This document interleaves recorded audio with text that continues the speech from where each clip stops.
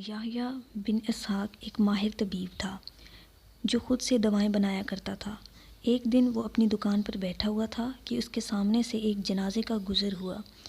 جنازے پر جب اس کی نظر پڑی تو اس کی زبان سے بآواز بلند یہ جملہ نکلا: اے میت کے گھر والوں، تمہارا یہ آدمی ابھی زندہ ہے، تمہارے لیے اسے دفن کرنا جائز نہیں۔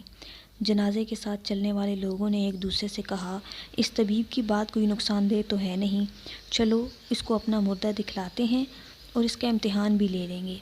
چنانچہ لوگوں نے طبیب کو بلایا اور اس سے پوچھا: تم نے جو بات کہی ہے اس کو ثابت کرو۔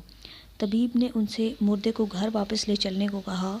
گھر پہنچ کر میت کا کفن نکال کر اسے غسل خانے میں داخل کیا اور اس پر گرم پانی ڈالنے لگا اور نیم گرم پانی میں کچھ دوائیں ملا کر وہ مردے کو نہلانے لگا۔ کچھ ہی دیر بعد اس کے جسم میں تھوڑی سی حرکت ہوئی۔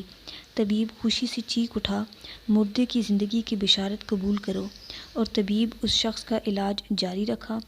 آخر کار اس کو زندگی مل گئی اور وہ صحیح ہو گیا۔